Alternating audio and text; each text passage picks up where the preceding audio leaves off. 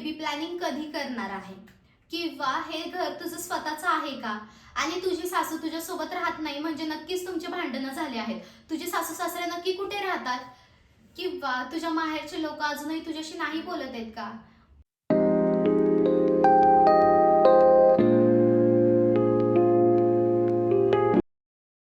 So hello everyone, कसे तुम्ही सगळे. अपेक्षा करते की खूप छान मस्त आणि मजेत असाल.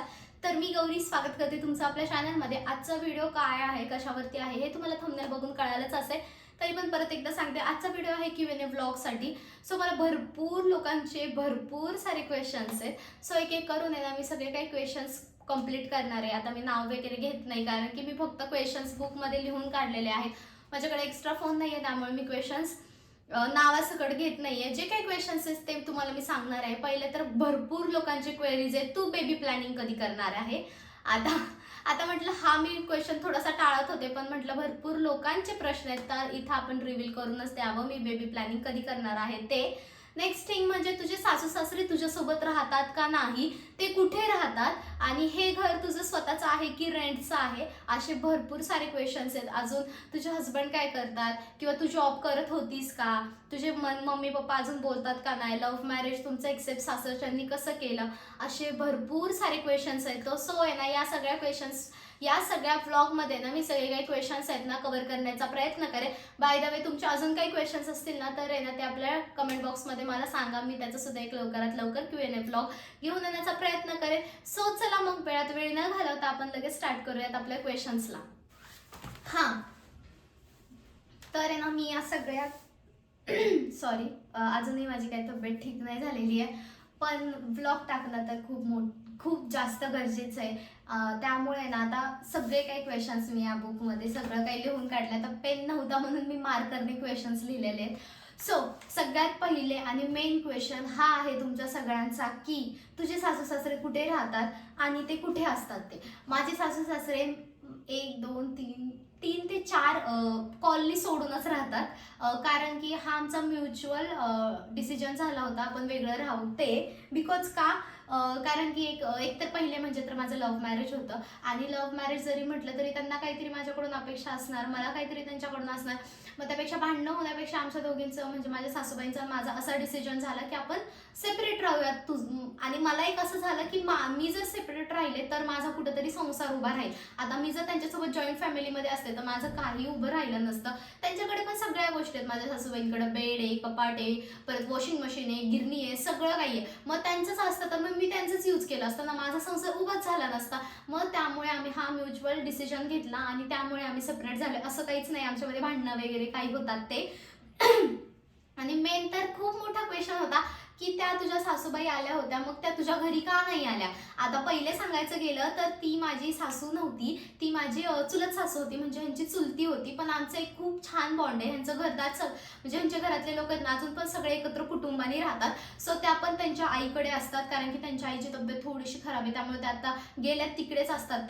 त्यामुळे त्या माझ्याकडे आल्या होत्या, पण त्या रात्रीच्या आल्या होत्या, त्यामुळे त्या माझ्या घरी दिसल्या नाहीत. त्यामुळे आम्ही त्यांना मंदिरात जेव्हा गेलो होतो तेव्हाच मी व्हिडिओमध्ये टाकलं होतं. पण भरपूर लोकांच्या क्वेरीज होत्या, क्वेश्चन्स होत्या. पण आमची जॉईंट फॅमिली आहे, त्यामुळे ना माझ्या सासरच्या लोकांची जॉईंट फॅमिली आहे, त्यामुळे मग आम्ही सगळे एकत्र राहतो. मग सासू काय आणि चुलत सासू काय, एक इव्हान सासूच आहे ना, म्हणजे सासू एकच असते असं मला म्हणायचं आहे. सो असं काही नाही आहे की आम्ही एकत्र राहत नाही, आमचे भांडणं वगैरे झाले. सो आय होप तुमचे सगळ्यांचे डाऊट क्लिअर झाले असतील. आमच्या दोघींमध्ये, माझ्या सासूचं आणि माझं नातं खूप चांगलं आहे. आमच्या दोघींमध्ये कधीच भांडणं झाले नाहीत अजून सुद्धा.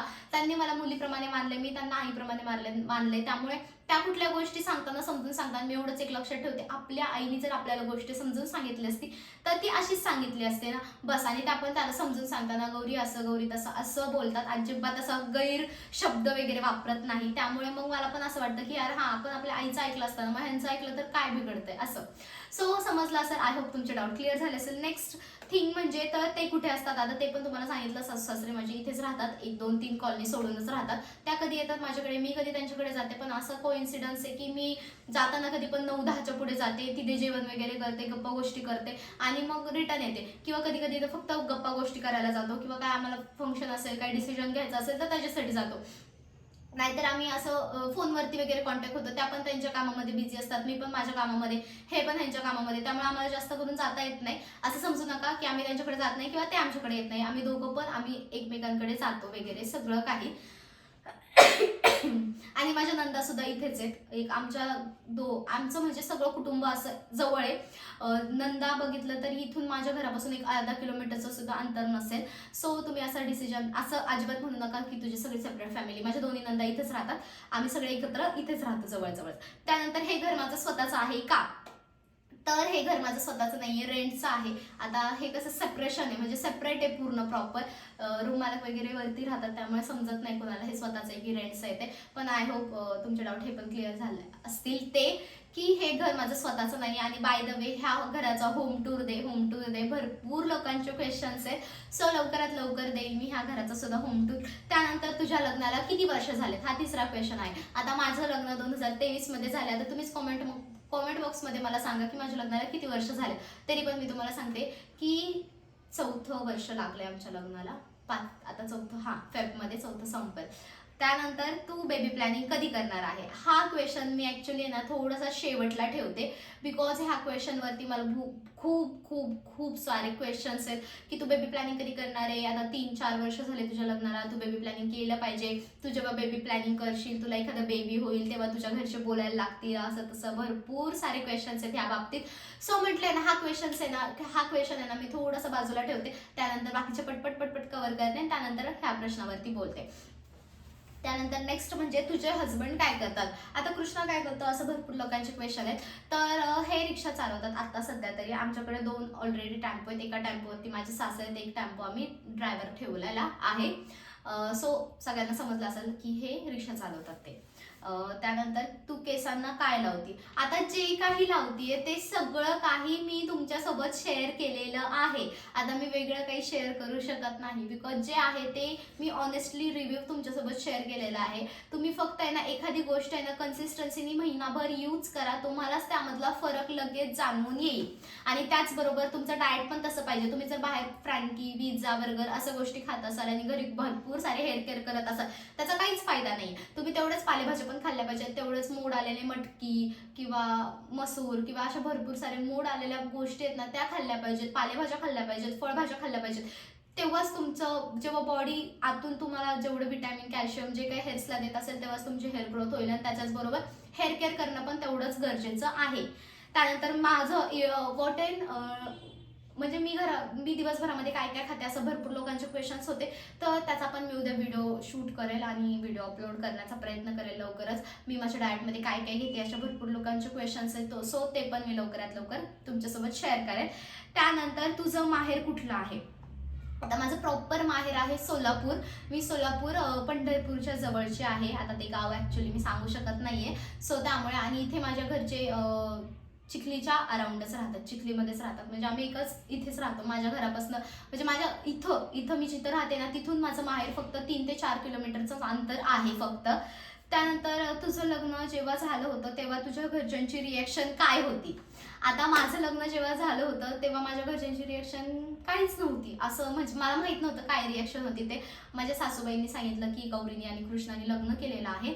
सो माझ्या घरचे म्हटले हा ठीक आहे, तिला सांगा आमचं घराचा दरवाजा कायमचा तुझ्यासाठी बंद झालेला आहे, असं फक्त त्यांचं रिॲक्शन होतं. बाकी काहीच त्यांचं रिॲक्शन नव्हतं. आणि मी पण ते बघायला नव्हते, ते पण माझ्या सासूबाईंनी सांगितलं तेव्हा त्यांना कळालं. आता फॅन बंद आहे त्यामुळे मला भरपूर असं गरम होतंय. सो तुम्हाला समजलं असेल माझ्या घरच्यांची काहीच रिॲक्शन नव्हती. तुझ्या फॅमिलीची आठवण येते का तुला. तर हो येते.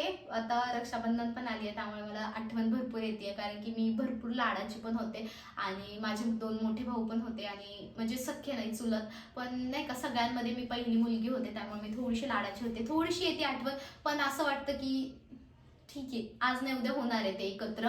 आणि एवढं मला काय वाटत नाही, कारण की मला इकडून तिकडून कळतं की तुझ्या घरचे बरे असं तसं नाही का, कारण की आम्ही एक फॅमिली मधले त्यामुळे मला सहज कळून जातं. त्यामुळे मला एवढं काही वाटत नाही आता आणि त्यामुळं सवय पण लागून गेली एक. त्यानंतर तुझ्या सासरच्या लोकांचा तुला सोशल मीडियाला सपोर्ट आहे का. तर असं अजून मला कोणी बोललं नाही की तू हे करू नकोस, पण माझ्या सासूबाईंचं असं होतं म्हणणं आधीपासून की गौरी जॉब, आता माझं काय झालं की जॉब माझा सुटला ॲक्च्युली, कारण की माझी लास्ट इयर प्रेग्नन्सी राहिली होती त्यामुळे. आणि त्यानंतर मग मी घरातच होते. जर तुम्हाला प्रेग्नन्सी ब्लॉग बघितला नसेल, म्हणजे माझा ॲबॉर्शन जर्नीचा ब्लॉग, तर नक्की जाऊन बघा, मी चॅनलवरती पोस्ट केलेला आहेच. आणि लास्ट इयर मला प्रेग्नन्सी राहिली होती, त्यामुळे माझ्या सासूबाईंचं म्हणणं होतं की आता घरात आहेस तर घरात राहून काहीतरी कर, असं त्यांचं म्हणणे. घरात कधीच बसून राहू नको, म्हणजे रिकामं डोकं हे मतलब म्हणतात ना की खाली दिमाग शैतान का घर राहत आहे, असं आहे त्यांचं म्हणणं, की रिकामं डोकं नको ठेवूस, काय ना काय डोक्यात चालू ठेव, बस एवढंच. त्यामुळे मग सोशल मीडियाला असं कधी कोणी बोललं नाही अजून की नाही कशाला करते असं तसं, आणि ह्यात मी वाईट काहीच करत नाही, त्यामुळे कोणी लोक मला काही बोलू शकतच नाहीत. त्यानंतर तुझे सासर कोणतं आहे, म्हणजे तुझं सासरचं घर कोणतं आहे, तर मी प्रॉपर माझं सासर आहे भूम, धाराशिव जिल्हा भूम, वंजरवाडी म्हणून गाव आहे, तर तिथली आहे मी प्रॉपर, म्हणजे सासर आहे माझं. पण माझे सासू सासरे आता इथे शिफ्ट आहेत, त्यामुळे आम्ही इथलेच आहेत. आता गावीकडे शेती वगैरे घर वगैरे आहे, पण सहसा कोणी जात नाही तिकडे, गेलो तर दिवाळीत वगैरे जातो आम्ही. त्यानंतर तुझी कास्ट कोणती आहे आणि तुमची कास्ट सेम आहे का, तर माझी कास्ट NTC म्हणजे धनगर आहे मी, आणि कृष्णा पण धनगरच आहे, कारण की आम्ही नात्यातच लग्न केले, त्यामुळे आमच्या दोघांची कास्ट सेम आहे. त्यानंतर तू प्रेग्नेंट आहेस का, नाही मी प्रेग्नेंट नाही आहे. आणि जेव्हा केव्हा असेल ना तेव्हा नक्कीच तुम्हाला मी सगळ्यात पहिले सांगेल, कारण की तुम्ही पण एक माझी खूप छान आणि मस्त अशी फॅमिली बनलात आता, आणि असे छान छान व्हिडिओला आपलं प्रेम देत जा. त्यानंतर तू कुठे राहते, मी आता राहते चिखली साने चौकमध्ये, त्याच्याच नियर बाय चिखली साने चौकमध्येच. त्यानंतर तुझे हेअर्स खूप छान आहेत, सो थँक्यू सो मच. माझे केस खूप सगळ्यांना खूप जास्त आवडतात, पण आता थोडेसे माझे आहेत ना केस पातळ झालेत, हे मला जाणवायला लागले, कारण की हेअरफॉल नाही होते, पण पातळ कशामुळे झाले काय माहिती, वाढ लागली आहे त्यामुळे पातळ झाले. पातळ होतात केस माझे वाढीला लागल्यानंतर, त्यानंतर परत ते दाट होतात. त्यानंतर तुझं स्किन केअर सांग. आता माझं स्किन केअर भरपूर लोकांना पाहिजे, आता मी जुना फोटो इथे ॲड करेल भेटलाच तर, तिथून ते मी इथपर्यंत स्किन इतकी छान मस्त केली आहे ना. आता मी फक्त आणि फक्त मॉइश्चरायझर आणि सनस्क्रीन लावलेली, इतकी छान मी स्किन केली आहे, कारण की मलाच असं वाटतं की वाव मी इतकी छान स्किन कशी काय करू शकते. त्यानंतर नेक्स्ट म्हणजे तू व्लॉग कधीपासून सुरू केलेस. आता मी मिनी व्लॉग जे आहेत ना इंस्टावरती, तर त्याला अजून 1 वर्ष पण नाही झाले मी मिनी व्लॉग सुरू करून, आता होईल रिसेंटली 1 वर्ष चालू. माझं जेव्हा ॲबॉर्शन झालं त्याच्यानंतर लगेच मी मिनी व्लॉग स्टार्ट केले, पण त्याच्याच आधी मी यूट्यूबवरती 1-1.5 वर्ष झालं असेल व्लॉग करते त्याला. त्यानंतर ताई तू धनगर आहेस का, तर हो मी धनगर आहे NTC. त्यानंतर युअर एज, आता माझं एज आहे, मुलींना तसं एज विचारू नये तरी पण मी सांगते, माझं एज आता रनिंग 22 आहे. त्यानंतर तुझ्या फॅमिलीचा एक फोटो शेअर कर ना ताई.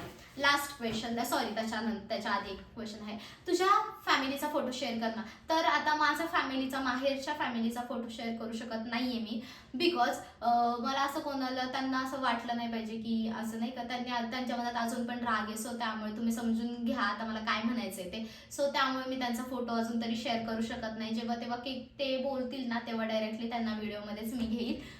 तर आय होप समजलं असेल तुम्हाला. त्यानंतर लास्ट क्वेश्चन म्हणजे तू बेबी प्लॅनिंग कधी करणार आहेस, तू प्रेग्नेंट आहेस का, आता 4 वर्ष झाले लग्नाला, तू बेबी प्लॅनिंग केलंच पाहिजे, असे भरपूर सारे क्वेश्चन्स होते. तर पहिली गोष्ट म्हणजे हो मला पण माहिती आहे आता 4 वर्ष चालू आहे माझ्या लग्नाला, आणि मी बेबी प्लॅनिंग केलंच पाहिजे. तर माझं बेबी प्लॅनिंगबद्दल एक असं मत आहे की मला असं म्हणायचं आहे की आम्ही प्रॉपर जोवर स्टेबल होत नाही आणि जोवर मी रिस्पॉन्सिबिलिटी ती घ्यायला तयार होणार नाही, तोवर असं मला वाटते की अजून तरी बेबी प्लॅनिंग करायला नको आहे. आता म्हणजे मी मॅच्युअर होत चाललेली आहे. आता कोणतीच मुलगी एवढी मॅच्युअर नसते की एखाद्या बाळाला जन्म देईल, एखाद्या बाळाला सांभाळेल विदाऊट आईच्या सपोर्टनी. आणि मी तुम्हाला मागच्या काही ब्लॉग्समध्ये सांगितलं होतं, माझ्या सासूबाईंना चालत नाही डिलिव्हरी केलेलं, त्यांनी त्यांच्या मुलींची पण केली नाही, सो त्या सुनाचं कसं काय करतील असं मला वाटतं.